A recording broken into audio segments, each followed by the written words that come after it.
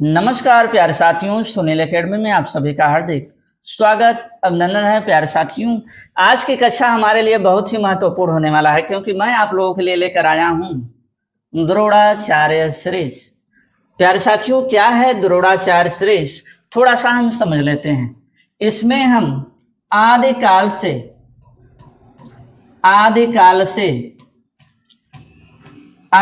से लेकर आधुनिक काल तक सभी लेखकों, सभी कवियों और उनके द्वारा जो रचित रचनाएं हैं उन सबको एक क्रम से पढ़ने वाले हैं। कोई भी लेखक छूटेगा नहीं, कोई भी कवि छूटेगा नहीं। और मुझे नहीं लगता है कि अगर एग्जाम में कोई पंक्तियां इनकी आई हुई हैं तो मैं छोड़ने वाला हूं। मैं सबको इस सीरीज में ऐड करूंगा, इसलिए यह कक्षा आपके लिए महत्वपूर्ण होने वाला है। और हम शुरू कहां से करेंगे? आदिकाल से। आदिकाल में सबसे पहले क्या शुरू करेंगे? सिद्ध साहित्य शुरू करेंगे। और सिद्ध साहित्य में सबसे पहले हम पढ़ेंगे क्या? सरापा जी को।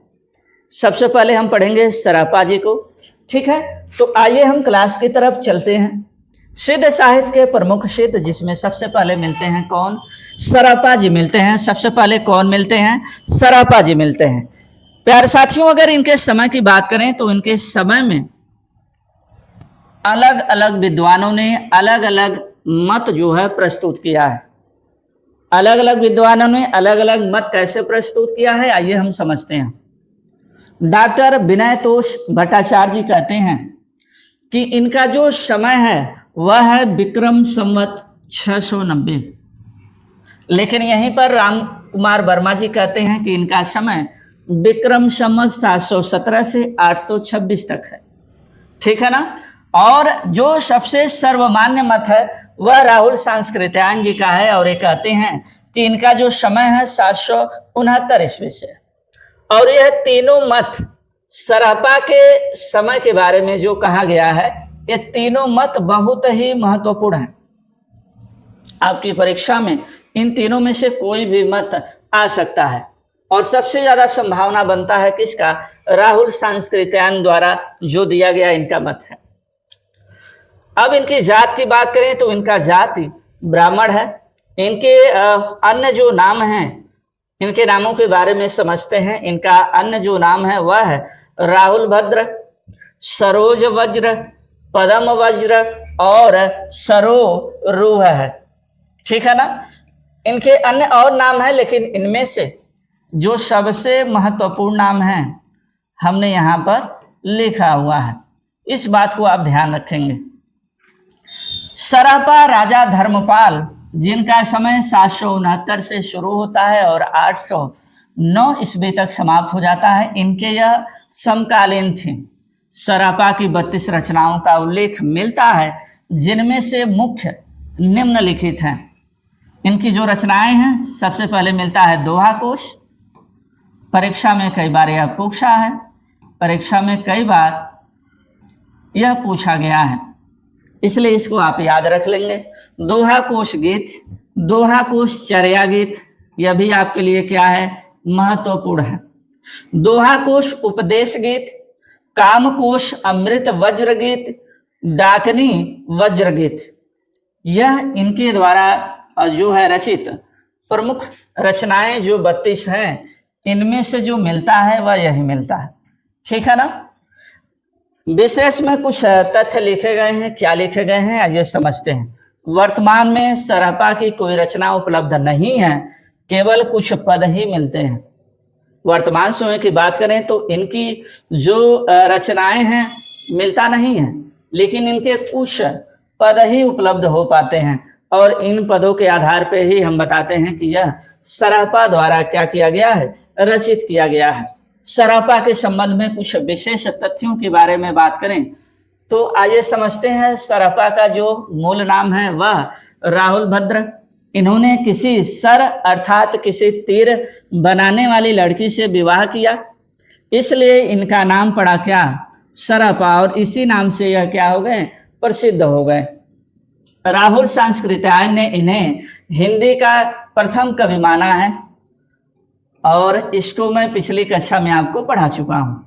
मोस्ट इम्पॉर्टेंट है और यह सर्वमान्य मत है।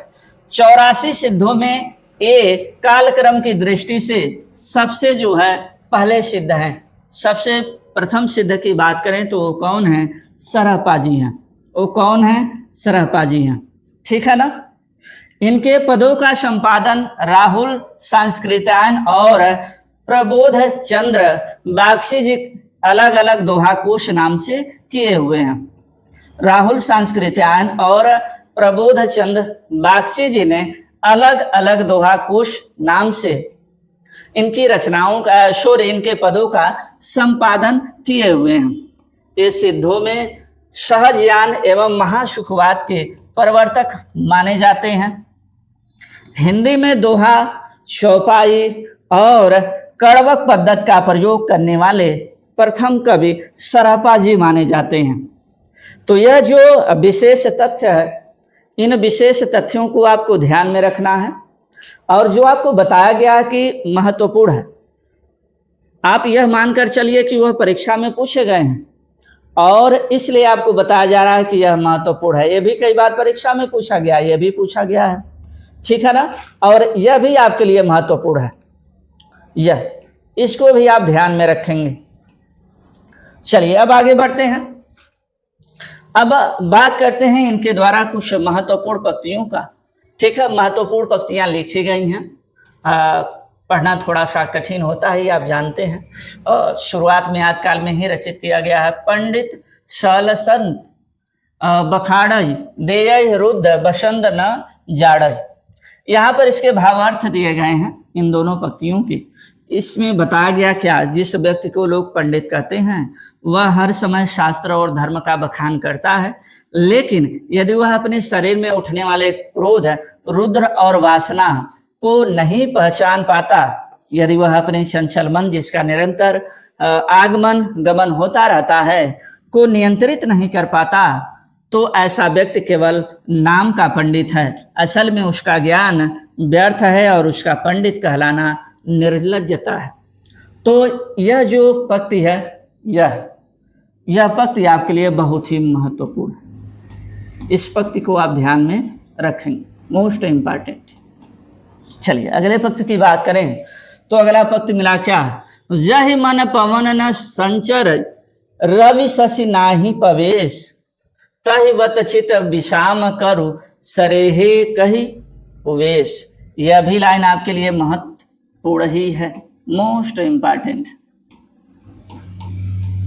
क्योंकि यह सभी पंक्तियां जो है सिलेक्ट किए गए हैं परीक्षाओं से, जो आए हैं परीक्षाओं में, वहां से निकाल कर रखे गए हैं। सरहपा कहते हैं मन को उस अवस्था में स्थिर करो जहां न प्राण वायु सांस चंचलता का संचार हो और न ही सूर्य चंद्र समय और बाहरी प्रभाव का प्रवेश हो, यानी चित्त को उस परम निश्चल और शांत स्थिति में टिकाओ। यही उनका क्या है? उपदेश है। चलिए इसको आप ध्यान में रखेंगे। अर्थ से कोई मतलब नहीं है, केवल मतलब किससे है? पंक्तियों से। अगला जो पंक्ति है वह है घोर अधारे चंदमणि जिमि उजो करे परम महाशुभ एसु करे दूर ही अशेष हरे। इसका क्या अर्थ है? सरहपा जी कहते हैं जैसे घने अंधकार में चांद और रत्न अपनी रोशनी से सब कुछ प्रकाशित कर देते हैं, वैसे ही परम सुख ईश्वर का आनंद या आत्मा का परम आनंद इस संसार में हर जगह मौजूद है। यह आनंद सूक्ष्म है और सामान्य दृष्टि से नहीं दिखता, पर उसे जो ध्यान और समझ से देखता है उसके लिए वह सभी जगह प्रकट हो जाता है। ठीक है, तो यह जो दो लाइनें हैं ये भी आपके लिए बहुत ही महत्वपूर्ण है। ये जो पंक्तियां आपको लिखवाई गई हैं ये सभी पंक्तियां आप याद कर लेंगे। याद नहीं कर पाते हैं तो आप चिन्हित कर लेंगे कि यह किसकी रचना है? सरहपा की रचना है। चलिए अब हम जो है अगली कक्षा में हम अगले सिद्ध की बात करेंगे। उम्मीद करते हैं कि यह क्लास आप लोगों के लिए उपयोगी सिद्ध हो। यदि आपको लगता है कि इससे कुछ कंटेंट अभी छूट जा रहा है तो आप कमेंट जरूर करें। मैं कोशिश करूंगा कि आपके एग्जाम के लिए जो उपयोगी तथ्य हैं उन तथ्यों को रखने की कोशिश करूंगा। और क्लास को आप ज़्यादा से ज़्यादा शेयर भी करें और चैनल को सब्सक्राइब भी कर लें। ठीक है, मिलते हैं अगले क्लास में नए कंसेप्ट के साथ। तब तक के लिए नमस्कार। जय हिंद, जय भारत।